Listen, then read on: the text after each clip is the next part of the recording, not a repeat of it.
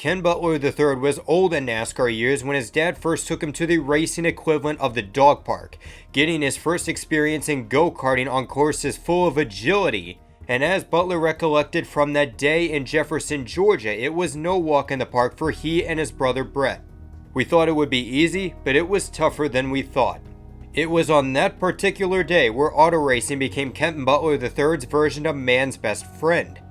Father Ken Butler II, though, made it clear to his sons that he was not the blue-collar dad that could repair a broken axle or even put a quart of Mobil 1 oil in the engine. When I bought those damn go-karts, I told them I don't know how to turn wrenches. I don't know how to do anything. All I'll do is put the same amount of time and effort that you do. With a passion for racing, a devoted father, and a bit of help, Ken Butler III began his chase after the Frisbee known as the NASCAR Cup Series. So after making a handful of ASA National Tour starts in addition to the sizable chunk of Pro Cup Series races as a Michael Waltrip Racing development driver, Butler was ready for stock car racing's 4th division, that being Arca. The Eddie Sharp Racing development team gave him that big break, making 11 starts for the team in the 2007 campaign. There was a tad bit of pressure for Butler to perform considering the Eddie Sharp team was considered top of the class in Arca. Future Daytona 500 champion Michael McDowell would go on to have a 4-win campaign and finish second in the point standings. Now as for Butler, he would in fact serve up some results for the Eddie Sharp house himself, that slice being right in front of him with just 5 laps to go in Toledo. And judging by his action in the climax of that race, it was clear he would do absolutely anything to get to victory lane. He clears it. Michael McDowell takes over the lead. Out in front, the caution flag is down once again. Problems with Michael McDowell also spinning. Ken Butler was officially a winner in Arca, but it came at a cost, that being his reputation. Michael McDowell was not too pleased with his teammate in nothing but name. It's a real shame, he just blasted me into the corner. Meanwhile, he also angered the veteran Ken Schrader, who had some shrewd words for how Butler raced in the summer heat at Toledo. There's no kidding about it, he ran over him to win. I'm real mad about the way that kid took the lead. Ken Butler III was that guy to wreck people for the win, and his competitors shared that Tim Pool spirit. The drivers finding him to be sus in Gen Z terms, but Ken Butler fortunately would get 7 more chances to prove he was not that guy, but the man instead. As for how that went, it was not a debate that Ken Butler could go fast, evident by his average start of 9.2. That would be good for NHRA, but this is Arca. Ken Butler III was a disaster in 2007. Finishing on average 8 spots worse than that 9th place average start. Now you might be thinking at this point, this entire video is just me trying to sink Ken Butler III, who's sitting helplessly in the dunk tank, my arm at this point being as cooked as Alex Reyes in the 2021 NL wildcard game. To be fair, Butler did have the dominant car of the day at Milwaukee, clobbering all of his competitors with over an 8-second lead. It would truly suck if the racing gods decided to mess that up. Going down into turn number 1. Nobody around him. He locks the brakes up. No, there's an engine problem right there, Rick, is what that was. In the year of the iPhone, he also made 2 NASCAR Truck Series starts with Darrell Waltrip at the standalone races at Mansfield and Memphis, failing to finish either one of those races. But hey, on the plus side, at least Butler wasn't mentally ill, a woman abuser, and someone that rejoiced when Martha Earnhardt died, like another driver Domino's quote-unquote supported.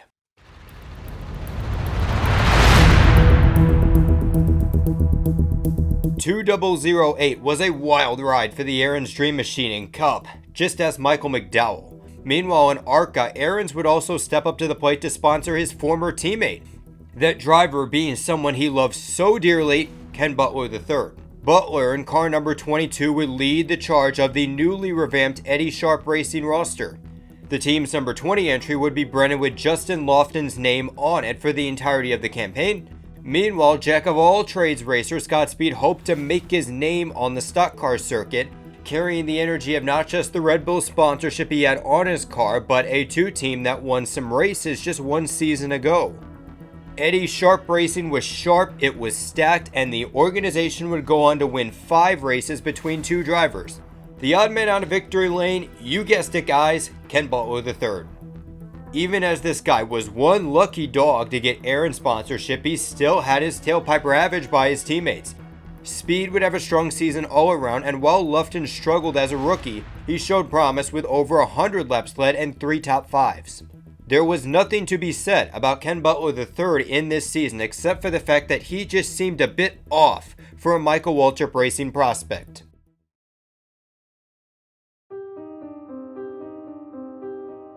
Regardless, Ken Butler III's dreams of driving the 00 in the NASCAR Cup Series had no rainy cloud in sight. I say that because for the 2009 season, Butler got promoted to the NASCAR Nationwide Series, running a handful of races in the R3 Motorsports 23, sharing the seat with the original Mahindra Tractors driver, that being Robert Richardson Jr. Team owner Rob Fuller was more than happy to have him and sponsor Aaron's on board. In today's economic state, we feel very fortunate to have Aaron's on board to assist with the ever-growing expenses required to run competitively in the Nationwide Series. It was an opportunity Butler could only dream of while he was going to school with the Richard Petty driving experience as well as Buddy Baker's speed tech. Now he had the opportunity to create a new meaning to the dog days of summer. One problem with that, this was a rookie driver on a developing team, and given his subpar performance on a competitive Arca team, his 2009 season was probably predicted by many credible journalists and avid fans alike.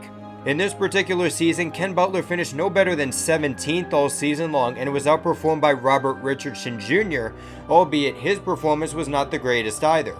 The R3 Motorsports team ended up throwing out a Swiss Army knife of crew chiefs to try to boost this team, but none of that was going to help.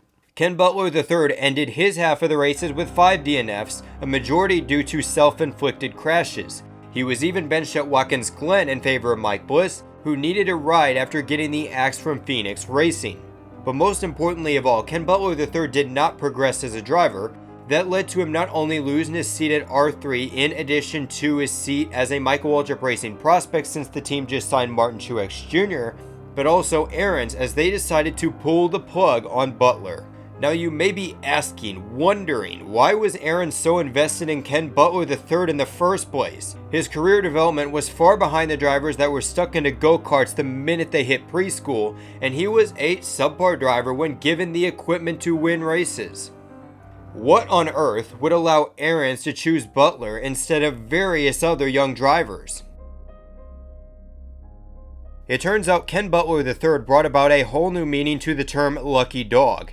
Ken Butler II, his father, was in fact the president of the Aaron's Company and even guest starred in various commercials. Now, the responsibility of pulling the strings financially for Aaron's still belonged to founder Charlie Loudermilk and his son Robin, though it was Ken that convinced the father-son duo to back his son's endeavors in Arca and Nationwide. Therefore, Ken Butler III was seen as a paid driver, and for years the Butlers had to silence that question frequently as they were asked almost constantly about the family ties to Aaron's. My dad did not bring any money. Ken 2 agreed with Ken 3. Everybody's here because of somebody's money. I'm certainly not rich. I am blessed to have been with Aaron's for 35 years, and the Loudermilks have been gracious enough to sponsor him. It's been a great ride. It got him started. But now that funding was gone. Without that big money, Ken Butler's career only fell off from there. In 2010, he made one lone start in the Truck Series for the biggest little team in NASCAR, Rick Ware Racing. 3 years later, he would claw his way back to NASCAR's Nationwide Series on SR2 Motorsports, primarily as a start and park driver. And once Ken Butler III pulled his supportmilitary.org Toyota behind the wall at Charlotte in the fall, his NASCAR career was officially in the dog pound.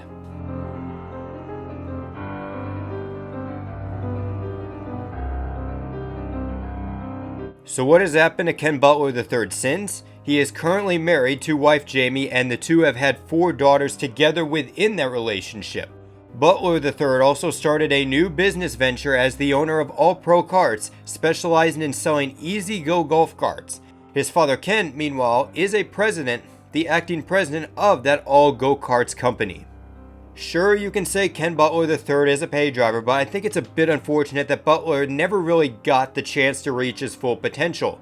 Maybe if he started out earlier, things could have had a better outcome. I also look at the Great Recession as the reason for his disappearance was that Aaron's likely didn't want to sponsor a Nationwide team on top of their Dream Cup program. meaning that dream machine that was once obtainable for Ken Butler III was out of reach, and it was a doomful outcome in the end. That was the disappearance of Ken Butler III. We can only hope his brother Brett fares a bit better. So anyways, this is Nathan for NRF Productions signing out, and just remember guys and gals, life's a beach and then you drive.